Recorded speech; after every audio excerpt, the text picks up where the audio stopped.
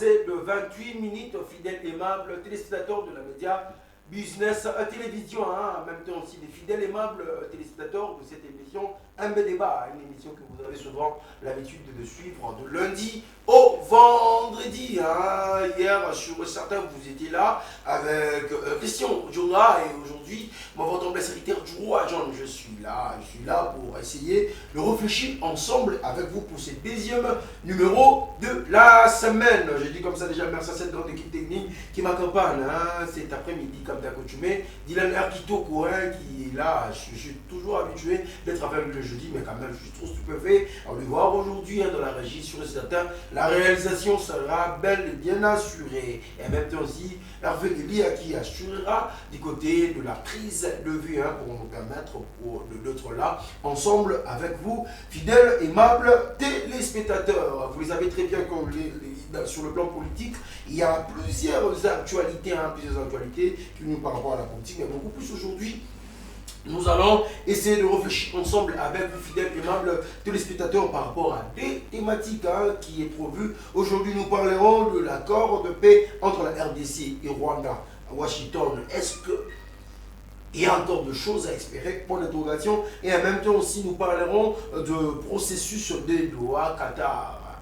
On doit se dire, ça a été un dialogue stérile, point d'interrogation. En même temps aussi, est-ce possible d'y aller avec le dialogue interne par rapport aux déclarations de Fridolin à Mbongo. En même temps, nous parlerons de ces faits Constant Moutamba, l'Holocauste pour la continuité de la magouille de la justice congolaise pour l'interrogation. C'est prévu d'être là au nombre de 4. Mais jusque-là, il est encore seul. On va quand même le présenter. Il est là déjà.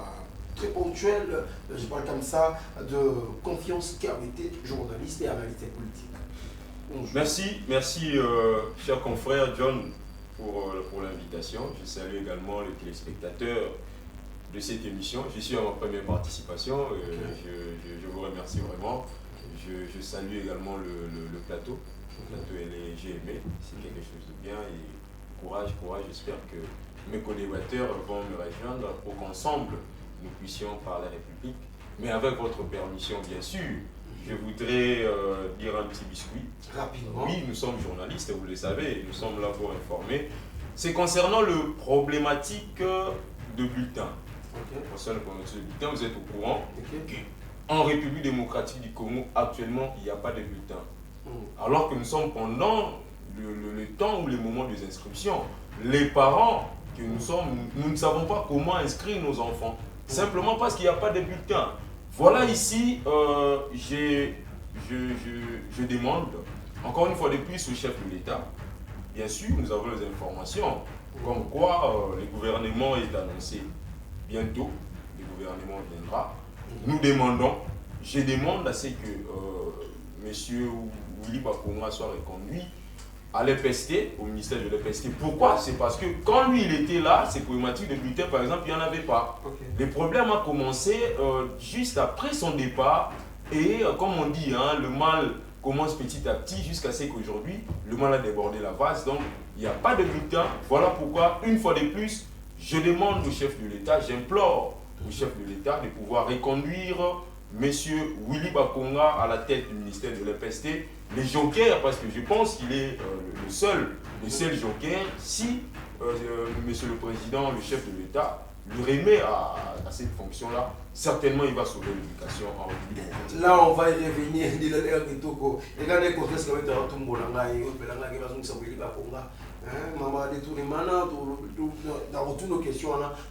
Mais d'abord, je vais permettre aux téléspectateurs de vivre dans nous. Et les gars qui week-end passé, je parle comme ça, le samedi, on les a dans la commune, il y a Bumbo. Dans le Belabino, c'est deux messieurs. Nazaki stupéfait, Nazaki émotionné.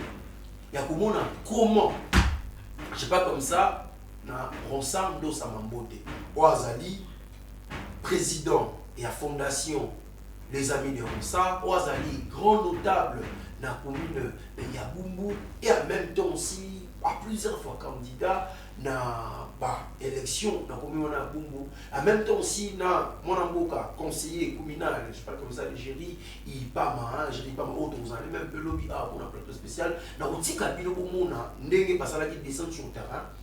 Bandeko sal, bandeko tambola, batambola presque tout le 13 quartier à commune à Bumbu.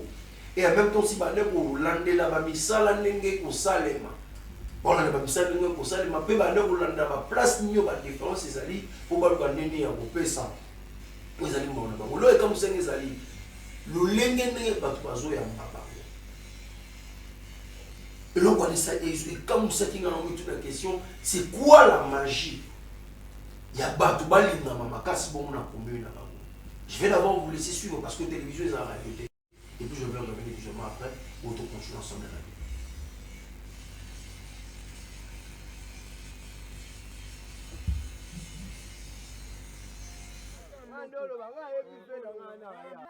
tolingi kaka babongisa wa topesi ye nde longonya mpenza papa naomela osingi biso na masambaka ozwara papa na biso ozongela biso lisusu. Ok, yango toye na promesse na biso tolobi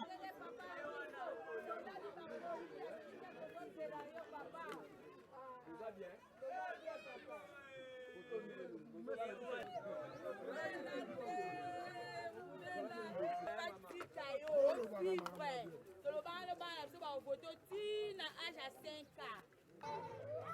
Papa,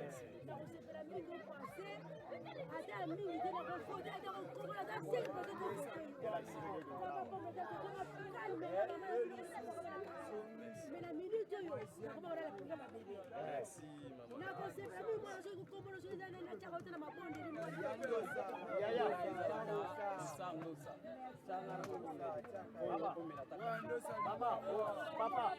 rejoint.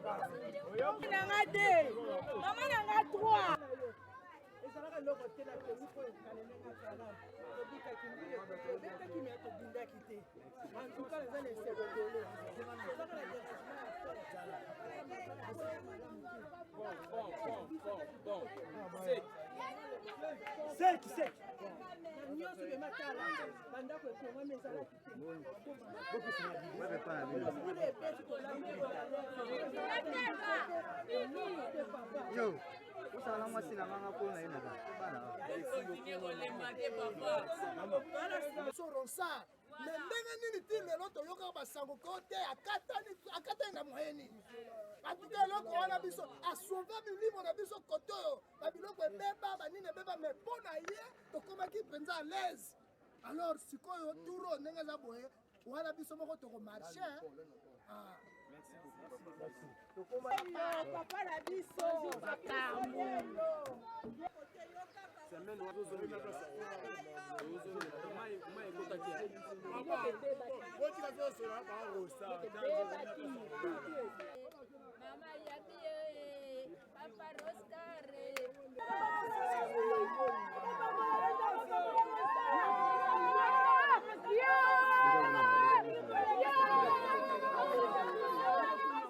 Mama aleka boy.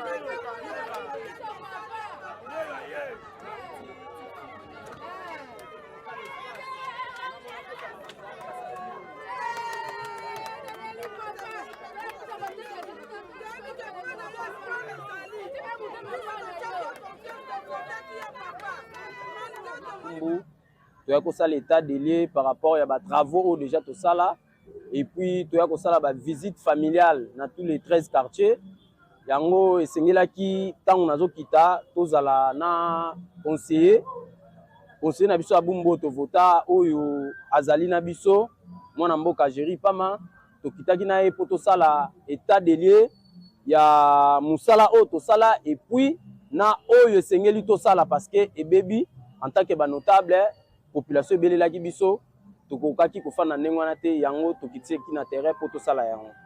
Impression na biso ezali vraiment ya ba impression moko ya malamu par rapport d'abord ya Veni Gambela ba autorité tosengi merci mingi na mokonza mboka mwana mboka Félix Antoine Tshisekedi Tshilombo pona ndenge akanisi biso ndenge tolembaka te kobelela kosenga nzela et puis tosengi merci na mwana mboka ministre ya infrastructure Gizaro et puis tosengi ba autorité ya OVD merci parce que ba onde bat basalaki d'étude wana po ya boutir lelo ki nzele kota na kati ya Gambela eleka na commune ya Bumbu yango tosengi bango merci et puis tosengi merci na mwana mboka Daniel Bumba na vice na ye Edi Eli Molangi par rapport ya nzela wana pe na ba effort na bango tosengi pe population ya Bumbu merci na confiance ba pesa biso tant tolobaki ke nzele okota wana nzele salamaki nanu te ezalaki projet mais lelo réalité komi yango sengo na biso makasi ezali tant tozotambola tozotala avancement ya ba travaux pe ezoke objectif na biso na terrain ezalaki population elelaki mingi moni ba dérapage nde tokamboli na elongo tokonstate na point ya Luyasa Kimau pour le salami na nzela eza te mituka ezokweya nde tokaki mbela ya population tokitaki elongo na fondation Rosando sana ye moko président mpona kosala état des lieux oyeba ndenge nini tokoki kozipata mabanga po population mpe mona kimia tokire baka niveau koti koboma makadame na biso oyo tozobénéficie nango lelo. Oui, bana bokonzi bana Bumbu nde bapesi ngango esengo eza mingi bana Bumbu balingi mwana na bango ndako azala na ebonga wana po bape malaise ozomona lelo po mutango ekomi salite po bapayane bayodirige biso ntango nga mwana ndako na ozala wana quatre fois ndako bien donc nzale bozala bana Bumbu bape mafama malaise en tout cas na lutter contre assainissement et sécurité des objectifs na wana kotela na commune wana yango. Merci beaucoup.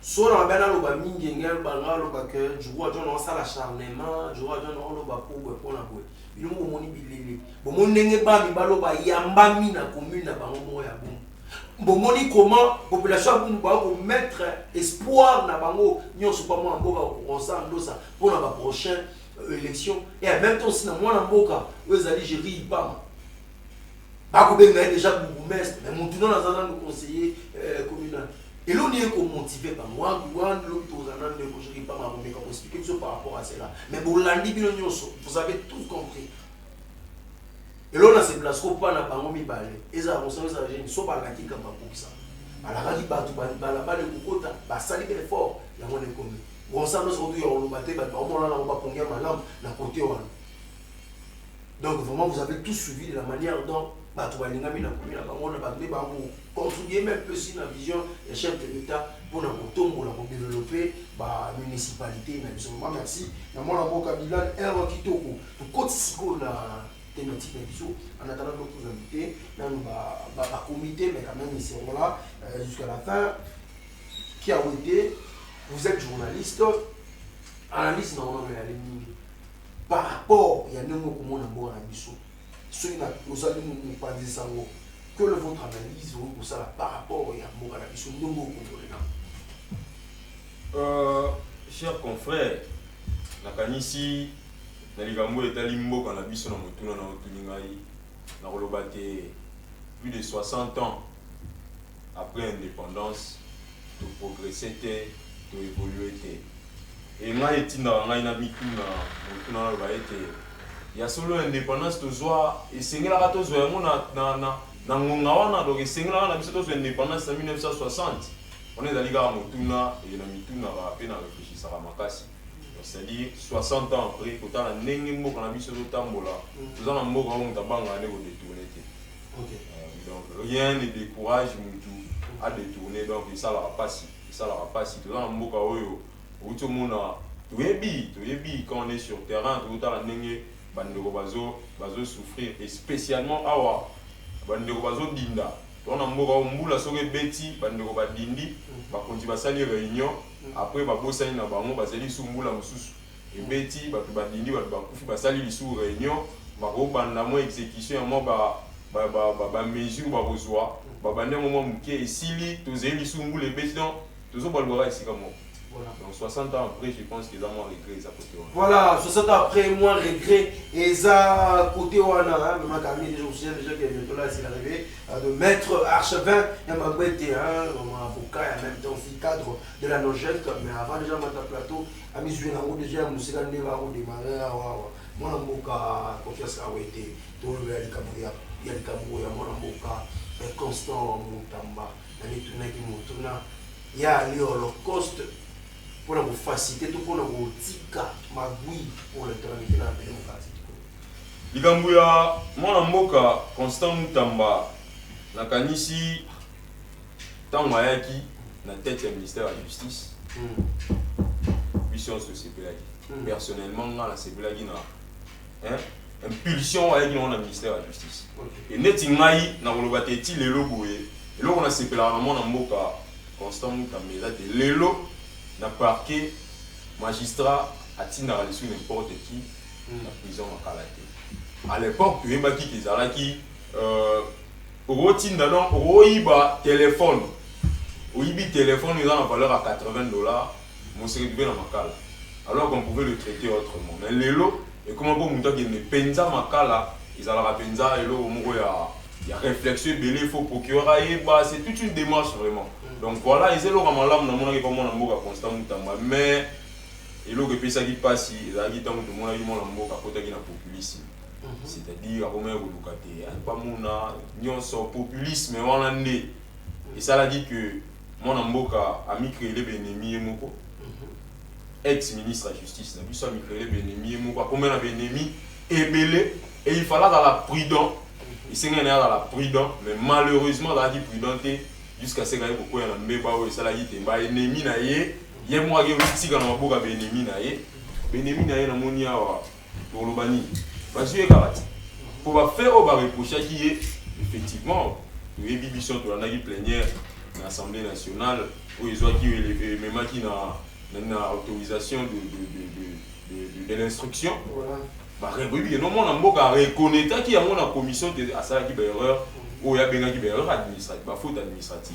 Donc voilà pour que l'euro penza et ça qui passe. On va abandonner malamu, mais quand ça y est au côté dans le populisme, on a mis tout dans bien ce que bah bazali peut mener parce que qui était. Il fallait que on a n'engager abandonner là qui a travaillé ma côté dans le populisme, populisme on est salité. Ami créer les ennemis autour na et voilà il y a qu'on se retrouver maintenant seul contre tous. À la qui peut prudenter, bah ennemi na et amitié dans maboka na bango ebeni ne ba jouer.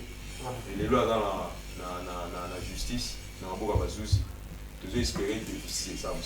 Nous espérons que justice est ça. Nous sommes là, nous à chaque fois, la PCO, bon après-midi, bonne santé.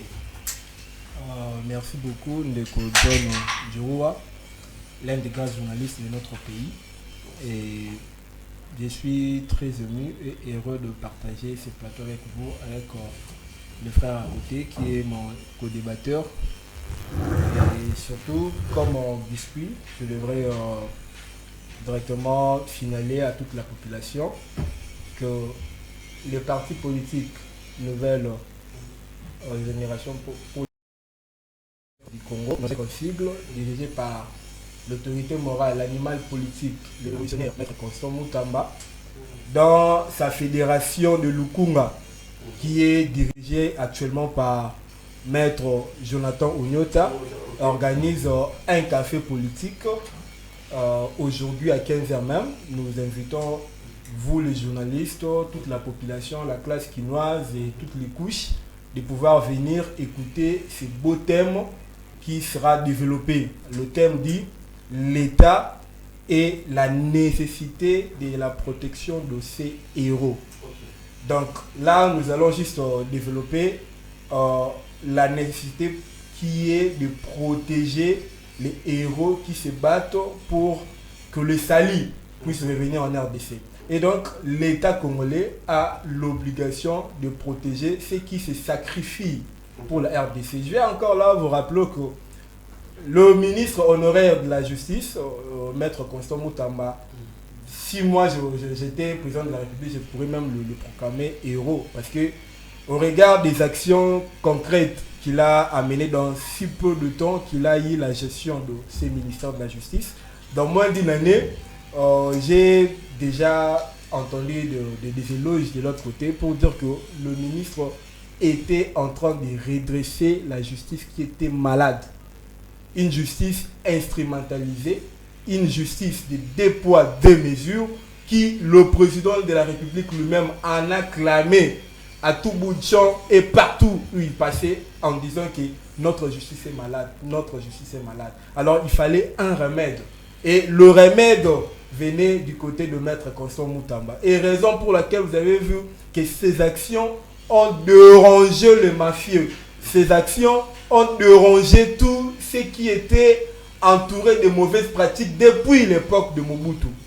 Il y a eu des conglomérats de fiefs de gens qui se sont entassés pour chercher toujours à voler la population, à piller les ressources, le paix que nous avons dans le trésor public, avec de différents détournements, avec de dettes publiques inappropriées. Vous avez vu, il y a même des politiciens qui achetaient de dettes des gens. Donc vous avez une dette à l'égard d'un établissement public. Lui, il vient, il achète ça. Parce qu'il sait que lorsque lui, il ira avec les magouilles de la justice, il va saisir le bien de l'établissement public et puis décaisser de millions. Ce sont des pratiques qui étaient faites en RDC des années et des années. Combien de ministres se sont passés dans la tête du ministère de la Justice?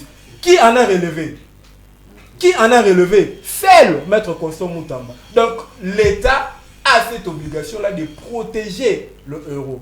Nous avions vu aujourd'hui la rébellion. Autant de ministres de justice sont passés, mais aucun, je le dis bien, n'a eu ce courage-là de pouvoir dénoncer si haut l'agression rwandaise.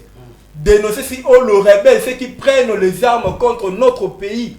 Et puis arriver à les condamner à mort. C'est le ministre Constant Moutamba qui en a fait. Et aujourd'hui, il est le bouc émissaire du mal.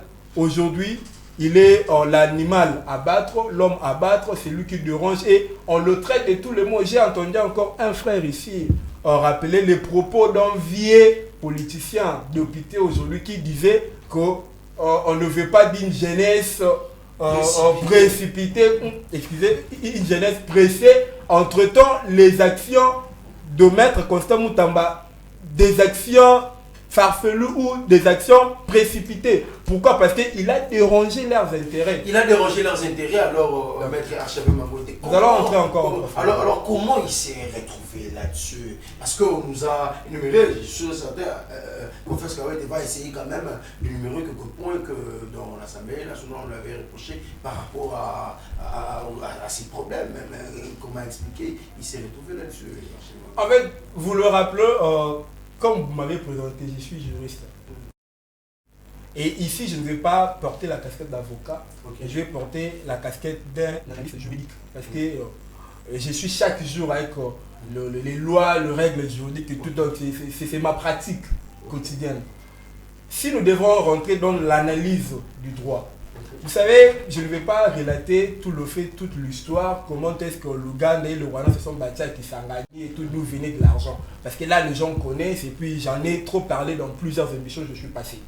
Juste que dans les victimes de ces guerres de 6 jours à Kisangani, il y a des catégories de gens. C'est ce que les gens devraient écouter et savoir. Aujourd'hui, je les apporte encore cette information-là. Parmi les victimes, nous avons la victime première qui est l'État congolais lui-même, comme étant personne morale. Et la deuxième victime qui est constituée en fait de l'ensemble de personnes physiques qui devraient bénéficier de l'argent venant de l'Ouganda pour indemniser ceux qui étaient préjudiciés.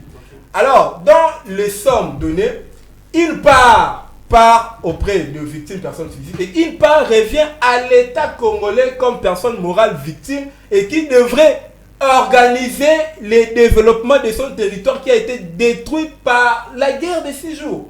Donc ceux qui ne le savent pas devraient apprendre la matière. Donc ils prennent des stylos dans leur maison pour écrire. Ceux qui disent que, oh non, comment est-ce que bon, on a pas ma victime, et puis l'État congolais, ministère de la Justice, ça sera celle-là. Mais ils sont comment? Avant de parler, il faut réfléchir. Et puis avant de réfléchir, il faut étudier. Lorsque vous avez étudié, effectuer de recherches profondes. Non, c'est-à-dire la population congolaise. Non, pas la population, parce que la population ne savait rien. Ce sont ceux qui les ont apporté les informations qui sont de bougres.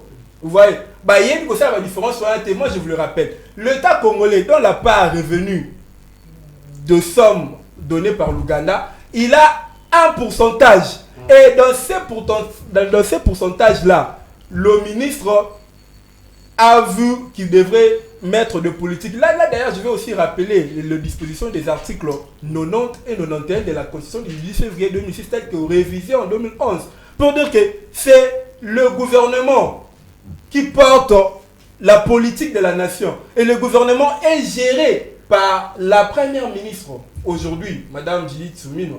Et lorsqu'elle avait été investie devant l'Assemblée nationale, elle avait présenté un projet. Et c'est elle qui doit porter d'ailleurs la charge de la construction de tout ce qui est projet du gouvernement. Parce que c'est elle qui porte le gouvernement. Et le ministre a vu, dès la prise du pouvoir, à organiser les états généraux de la justice. Et parmi les résolutions des états généraux, il y a eu le projet de la construction de prisons. Dites-moi, dans ces pays, quel est ce ministre qui a construit une prison en RDC depuis l'époque coloniale, depuis l'époque belge? Il n'y en a aucun. Quelle est cette nouvelle prison où on a construit? C'était son rôle. Mais le ministre, lorsqu'il vient, il doit apporter des initiatives. Vous ne pouvez pas le refuser. Et lorsqu'il a apporté l'initiative, c'était approuvé par la première ministre et figurant dans le projet du gouvernement qu'elle avait présenté à l'Assemblée nationale. Donc elle devrait s'assumer. Et je vous le rappelle encore, dans la phase administrative, lorsqu'il y a torpillation de procédure, là, la sanction c'est clair, c'est l'annulation du marché. C'est l'annulation du marché. Et puis là, la première ministre, lorsqu'elle avait vu qu'il y a peut-être une erreur de la procédure, elle devrait se dire, bon, arrêtez, recommencer. Elle ne devrait pas en créer des problèmes. Là encore, je vais encore rappeler pour dire que la loi des marchés publics, la loi sur l'opération des marchés publics 2010, qu'est-ce qu'elle dit? Le marché public peut être octroyé par appel d'offres, qui est le principe. L'exception, c'est de gré à gré. Lorsque l'appel d'offres n'est pas passé, on passe par la passation de gré à gré. Alors, il y a certaines de ces matières qui ne peuvent pas passer par appel d'offres. Vous avez déjà vu le gouvernement de quel pays faire appel d'offres à une société de construction pour construire une prison? Récemment, ici, le Canada vient de construire une prison. Vous avez vu les appels d'offres ou quoi que ce soit? Ils doivent s'investiguer. Ce sont deux secteurs très stratégiques qui ne devraient pas être divulgués à n'importe qui pour éviter que le plan soit donné à certains détenus qui pouvaient trouver des moyens pour s'évader et autres. Le plan devait être resté secret. C'est la raison dont le ministre a procédé par le procédure de gré à gré. Et la loi dit, dans le mandat de procédure de 2023, dans son article 20, le marché public doit avoir l'approbation de l'autorité régulatrice. Et actuellement, l'approbation de l'autorité devrait venir de la première ministre. Le ministre a envoyé la lettre demandant l'approbation de ces marchés. La loi dit que si l'autorité de régulation ne répond pas en dehors de 10 jours, cela vaut tacite acceptation. Et c'est sur base de cette disposition légale que le ministre a agi. Et directement, on voit ici le communiqué de la CNRF dire qu'on a vu des transactions suspectes. Non, l'argent a été mis dans un compte séquestre. Les gens devraient étudier pour comprendre tout ça. Donc, lorsque vous êtes au sommet de l'État, vous devez vous entourer des intellos qui comprennent des choses et puis qui vous expliquent au mieux. Lorsque le réquisitoire est arrivé à l'Assemblée nationale, la loi dit que ça devrait faire 72 heures. Ils peuvent lire le règlement intérieur de l'Assemblée nationale. 72 heures avant que le président de l'Assemblée nationale puisse en informer à l'Assemblée. Et puis ça devrait faire objet d'un contrôle, d'une étude auprès d'une commission. Mais le président de l'Assemblée nationale en a dit, séance tenante, que j'ai été informé présentement qu'il y a le ministère, le procureur près la Cour de cassation qui venait de déposer ses réquisitoires pour poursuivre le ministre de la Justice.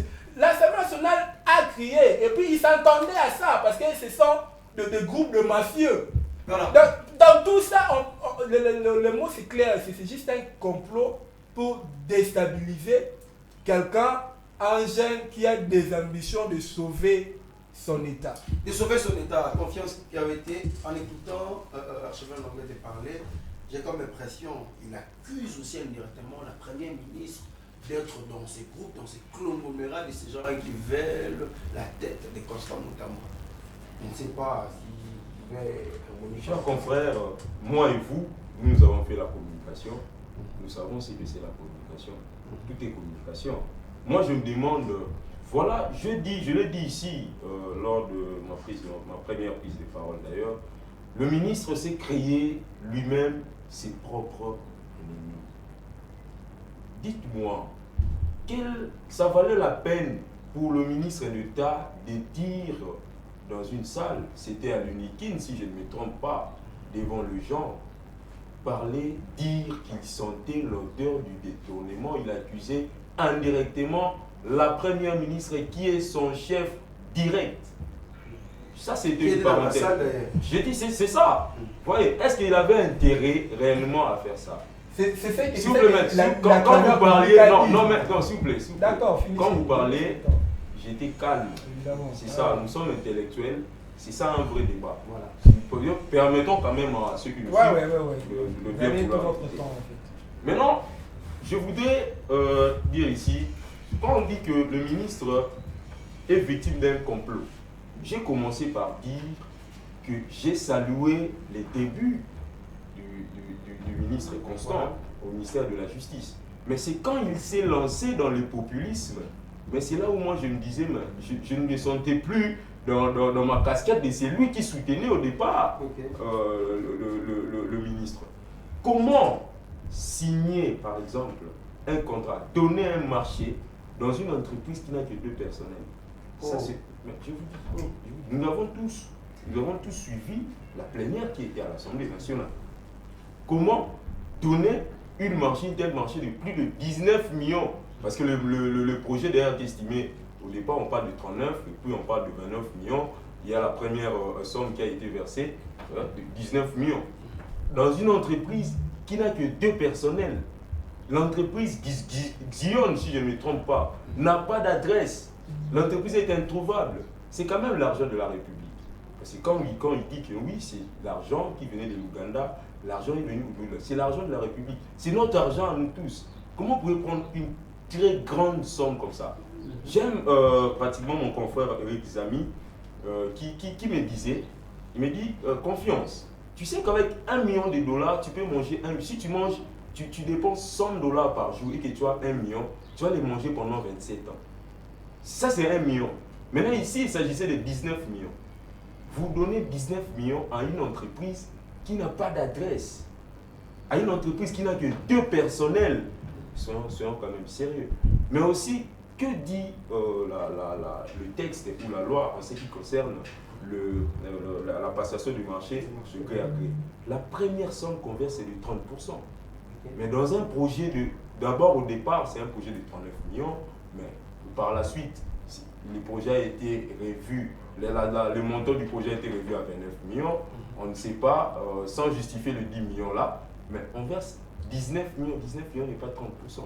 C'est là où j'ai dit que les ministres n'étaient pas prudents. Il est venu avec la chicotte, mais lui-même il devait être exemplaire. Parce que tous ces gens-là le cherchaient en tout cas. Ils cherchaient, mais où on va avoir ces messieurs ici qui nous embêtent. Mais il devait être prudent.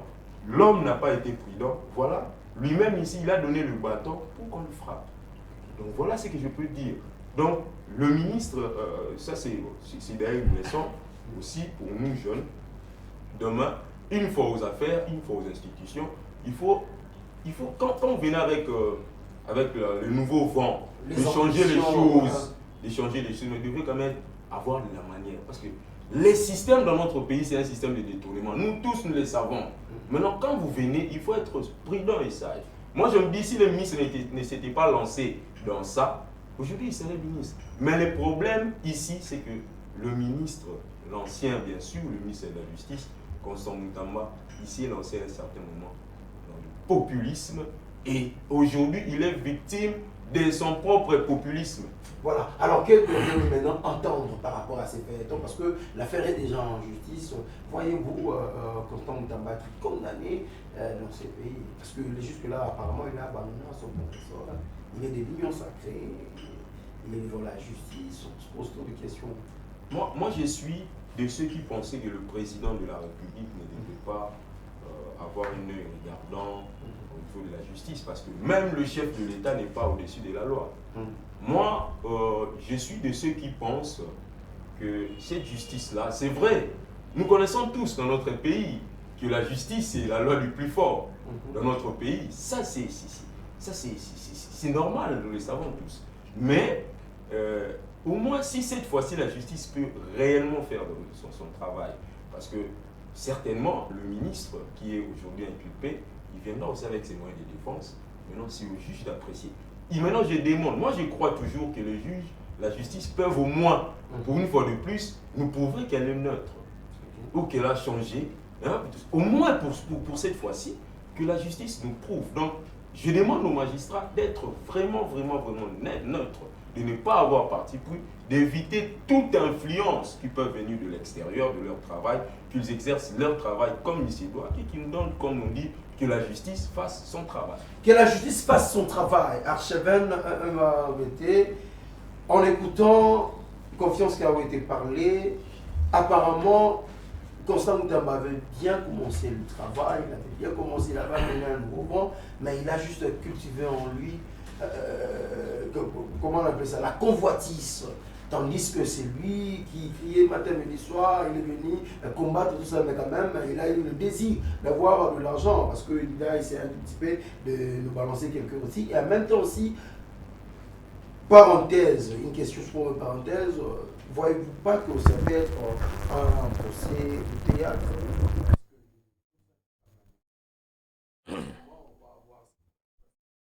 En fait, une fois de plus, merci pour l'octroi du verbe. Et que je vais encore dire que mon ami a donné ses raisons pour lesquelles il estime que le ministre a peut-être tort. Mais je vais juste le rappeler. Et le ministre ne sait jamais créer des ennemis.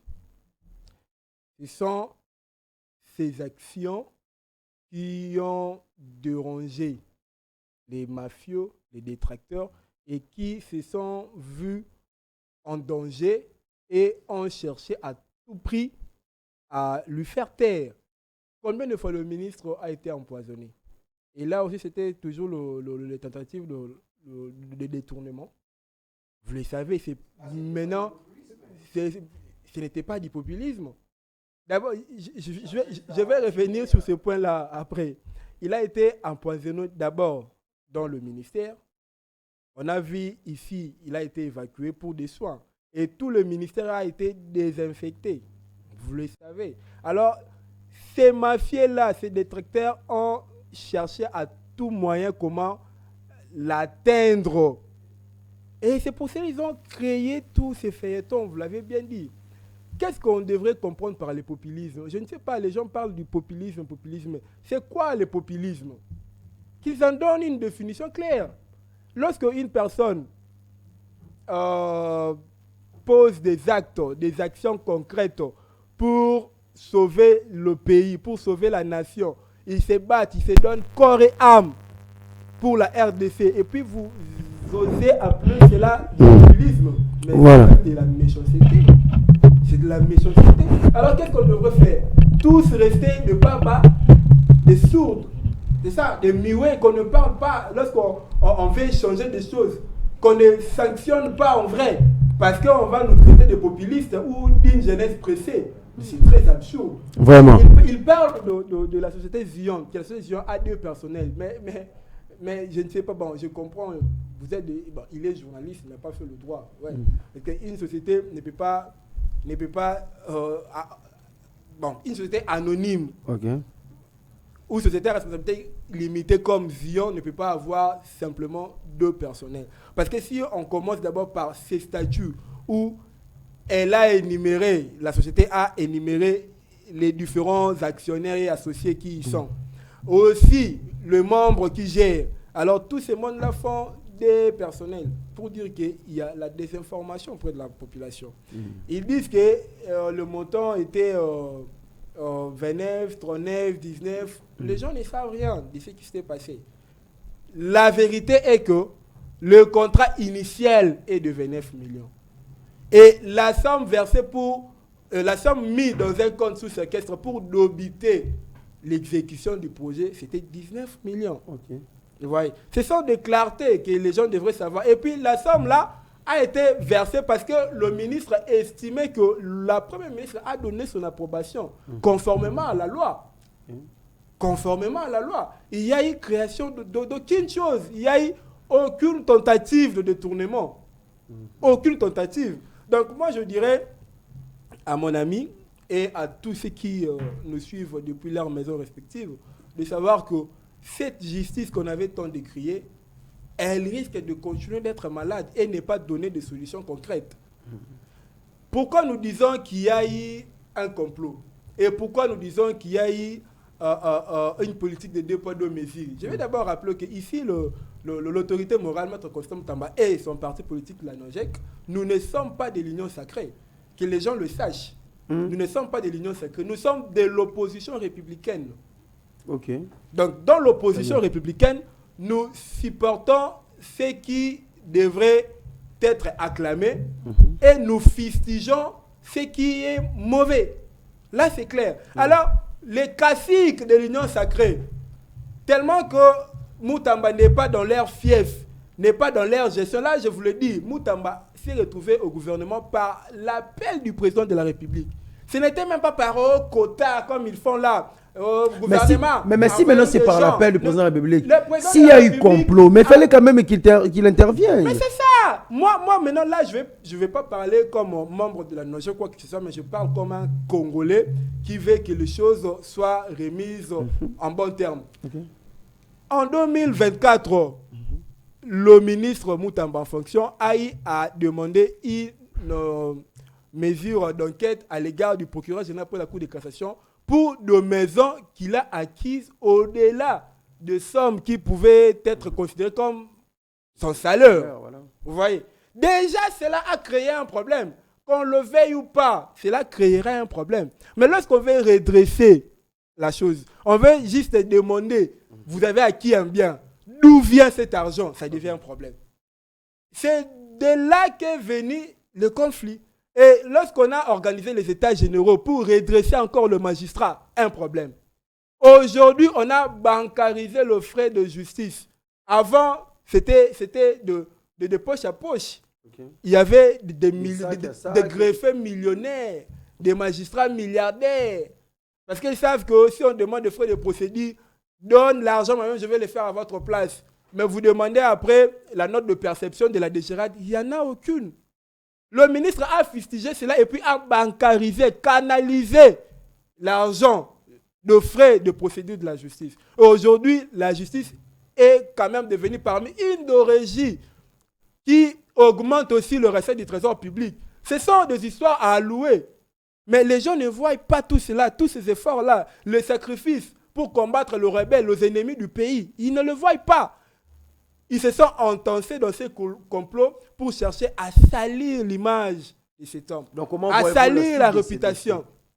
Moi, déjà, je crois qu'à ce stade, on s'est remis à la justice, comme nous avons dit, nous, dans le parti politique NOJEC, parti cher à l'autorité morale, Maître Constant Moutamba, disons que la justice puisse être impartiale, que le dépôt de mesures ne puisse être pas porté, qu'il n'y ait pas un règlement de compte, qu'il n'y ait pas un conglomérat de gens du même coin, parce qu'on sous-attend qu'il y a des gens de Congo central, parce qu'il y a la tête, la première ministre, il y a le PG, Le PG, il y a la CNRF, et tous, apparemment, je n'ai rien affirmé, mais apparemment sont du même coin. Et ils se sont entassés pour combattre dans l'épargne. Ouais, vous voyez, dans l'épargne, parce qu'ils voulaient nous attaquer, qu'on puisse nous régler des comptes. Non, on ne veut pas ça. On veut que la justice puisse dire les bons droits. Voilà. Les bons droits. C'est ce qu'on veut. Voilà, c'est ça qu'on veut finalement, vraiment. Il y a de boire et à manger par rapport à ces thématiques. En même temps, si pour cette deuxième thématique que nous allons juste ouvrir et puis nous allons continuer. Juste le jeudi, confiance KOT. Cette fois-ci, nous allons parler maintenant de ces problèmes d'accord Washington, Doha, tout ça. Vraiment, on est fauché par rapport au temps. Je vous donne 3 minutes de chercher un peu à parler de cela et puis nous allons revenir. Même dans le jour à venir. Quelle est votre analyse par rapport à cela? Est-ce que nous pouvons continuer avec les accords avec le Rwanda, ou soit il faut préconiser d'abord, se marteler sur le dialogue interne? Je commence avec vous, je finirai avec Archevêque Manguette avec la même question. Avant de répondre à la question, je voudrais mon co-débatteur pour lui dire recadrer, voilà, c'est trop dit. Vous avez 3 minutes. Hein. Pour lui il faut retirer les mots. Moi, on ne me recadre pas. Parce que tout ce que j'ai dit, c'est dans la lignée. Pour lui dire que 19 millions n'est pas 30% du montant global du projet. Concernant votre question, je voudrais dire que c'est depuis le mois de janvier, si vous suivez toutes mes interventions, toutes mes émissions, moi j'ai toujours dit que le dialogue sincère entre Congolais s'impose en République démocratique du Congo. Pourquoi? C'est parce que sur terrain, notre armée, on doit être clair, notre armée n'est pas encore prête à faire face à l'ennemi. Alors on doit dialoguer. Pourquoi dialoguer à l'interne? Mais c'est parce que l'ennemi en face de nous, le Rwanda et l'Ouganda, parce qu'on ne doit pas seulement voir le Rwanda. Moi, je le dis toujours, il y a le Rwanda et l'Ouganda. Nos ennemis essayent pratiquement de voir nos divergences. Là où nous nous attendons pas, là où on ne s'accorde pas. Et facilement, comme ça, ils approchent le frustré de la République. Les patriotes, les compatriotes qui sont frustrés, ils les approchent et ils les utilisent. Ils les utilisent, ils les manipulent contre leurs propres frères. Voilà pourquoi moi je dis, sincère, je le dis et peut-être je le dirai toujours, que le dialogue à l'interne entre Congolais, un dialogue sincère s'impose. Et après ces dialogues-là, on doit voir maintenant comment réformer l'armée. Comment avoir une armée solide, une armée forte, qui veut la paix, prépare la guerre, dit-on. On doit avoir une armée forte, capable de faire face, capable de faire peur à l'ennemi. Comme ça, là, on va vaincre. Maintenant, quand on voit à un certain moment, je pense, je l'ai dit, à la veille de la signature de l'accord de Washington. Rapidement. Est-ce que cet accord, ce n'est pas encore un texte de trop? Parce que j'ai l'impression que nous partons d'accord en accord, de texte en texte. Mais tout ce texte-là, sur terrain, on ne sent rien. Okay. Sur terrain, d'ailleurs, je suis en train de préparer un dossier sur le victime ou le réfugié de Goma et Bukavu qui sont ici à Kinshasa. Je suis en train de préparer une émission sur ça. Voilà. Mais il y a des gens qui souffrent. Ils souffrent pourquoi? Ils souffrent parce qu'à un certain moment, le Rwanda a essayé d'utiliser les Congolais pour tuer leurs propres frères congolais. Voilà. Et aujourd'hui, les gens sont en train de souffrir. Je vous informe qu'il y a même des morts. Il y a de ceux-là qui se sont réfugiés à Kinshasa, qui venaient de Goma et Bukavu, qui sont morts. Je suis en train de travailler, d'élaborer une émission sur ça. Voilà. Donc aujourd'hui, tous ces accords, nous partons Doha. À Doha, nous négocions avec le rebelle, ceux qui nous ont tués, ceux qui nous ont violés. Et aussi, je termine par là, concernant cet accord, moi je me dis, là où peut-être je suis un peu inquiet, c'est là où on n'a pas pu obtenir la neutralisation de M23. Parce que dans cet accord-là, je pense, le Rwanda a obtenu la neutralisation du FDLR. Nous aussi, on devait obtenir dans ces textes-là la neutralisation de M23. Ils nous ont tué nos frères, ils ont violé nos mamans. Donc voilà, c'est par là que je termine pratiquement ma première prise de parole sur ces sujets. Voilà, des accords en accord. Fridolin Mongo qualifie cet accord de Washington avec Donald Trump comme arbitre de la parodie. Quelle est votre analyse? Est-ce qu'il faut un dialogue interne? En fait, par rapport à cela, bon, je puis entendre un mot qui a été placé par mon co-débatteur. Je crois que c'était par... Bon, d'après ma bonne volonté, je crois que c'était par erreur, parce que je ne veux pas ratiboiser certains de ses dires, soit rabibocher tout ce qu'il a pu parler en disant dans certains recadrages. En fait, lorsque moi je parlais de montant de 19 millions, je n'ai pas parlé en termes de pourcentage.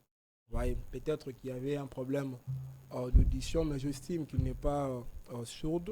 C'est peut-être par inadvertance que cela s'est produit. Il a quand même notre clémence, pour ne pas dire sympathie. Alors, partant dans la thématique, la question posée sur l'accord entre la RDC et le Rwanda, signé le 27 juin 2025, sous le gide et l'encadrement des États-Unis, moi je dirais que cet accord, bien sûr que nous le saluons, parce que ça a prouvé au monde la responsabilité du Rwanda dans l'agression à l'égard de notre pays. Pourquoi je le dis? Parce que depuis lors, jusqu'à ce jour, le Rwanda n'a jamais accepté officiellement que ses troupes se retrouvaient en RDC. Ouais. Le Rwanda n'a jamais accepté de soutenir un quelconque groupe armé en RDC. Mais pourtant, le prescrit en vrai de cet accord le prouve clairement et indirectement que le Rwanda a instigé et instrumentalisé les différents groupes armés pour attaquer la RDC. Et puis, il les a soutenus en termes d'équipement militaire, en termes de hommes, en termes de financement et autres, d'armement, d'arsenal, de tout ce qui est comme soutien le Rwanda a apporté aux différents groupes armés. Parce que si vous regardez les différents grands points de ces accords, notamment le respect de l'intégrité territoriale et le refus des hostilités, cela prouve à suffisance que ces troupes se trouvent en RDC. Et dans le prochain jour, donc après la mise en vigueur de cet accord, il ne doit plus violer l'intégrité territoriale de la RDC. Parce que nous n'avions jamais violé son intégrité, son territoire. Mais chez lui, c'est toujours un prétexte dont il estime de nous attaquer en disant qu'il y a des FDLR dans notre pays où il doit se protéger avec ses mesures de défense, ses mesures défensives où il en dit à tout moment avec le processus CONOP si on devrait désarmer, arrêter, traquer tout ce qui est FDLR. De mensonges. Et dans le premier point de cet accord, c'est le respect de l'intégrité territoriale. Voilà. Pour dire que s'il y a des conflits en interne, on ne devrait plus voir ces militaires à l'intérieur de notre territoire. Voilà. C'est le premier grand point que nous avions salué. Et déjà, je vais rappeler à tout le monde, surtout ceux-là qui ne lisent pas, qui lisent encore, je les appelle, pas le petit peuple, parce que nous également nous sommes le petit peuple, mais ceux-là qui estiment informer la population, qui ne puissent pas chanter que le pays a été vendu, ou on a cédé nos minéraux, quoi que ce soit. Ils doivent s'informer du fond de cet accord. L'accord cherche la paix entre la RDC et le Rwanda, sous le gide des États-Unis. Et les États-Unis, si vous avez suivi Massad Boulos, qui est le représentant de Donald Trump en Afrique, il a clairement dit que ce sont les investisseurs américains qui viendront investir en RDC et dans la transformation de minéraux, cela se fera dans les deux pays. Alors, l'État congolais n'a jamais vendu les ressources. Au contraire, nous avions vu 18 ans de la gestion de Mwangachouchou, où on lui a donné tous nos minéraux. Il ne voit pas cela pendant qu'on nous pillait. Et aujourd'hui, lorsqu'on veut faire un contrat de gagnant-gagnant pour le bien-être de la population, on dit qu'on a vendu le pays. Mais bon sang, on est où là quand même? Voilà. On est où? Donc moi, je suis de même avis avec ceux-là qui pensent que cet accord est quand même un pas, mais on ne doit pas être naïf pour dire qu'on a déjà gagné, parce que c'est juste un parchemin. Voilà. Et alors il faut se battre pour son application. Voilà, merci Maître Cheban Mangwete d'être venu encore une fois de plus dans ces plateaux de MB et débat, et en même temps aussi merci à Confiance qui a été pour sa première participation dans notre plateau de MB débat. Malgré qu'on n'a pas épuisé la matière. C'est ce que j'ai dit, on a commencé à retard, on a juste nous a fait du fou. Voilà, on va continuer pour le jeudi. Encore merci, j'espère que ce n'est pas aussi la dernière. Certainement, ça a été un plaisir pour moi de participer à cette émission. Voilà, merci fidèlement utilisateurs, nous sommes arrivés vraiment à la fin. Merci à Dylan Erkitoko qui a réalisé cette émission. Merci aussi à Hervé Elia, mon votre serviteur Joe John. J'ai eu ce plaisir d'être là avec vous. On va se retrouver déjà le jeudi prochain. Demain, mercredi, vous serez avec Christian Djonga et moi, je vais revenir le jeudi avec le même plaisir. Au revoir.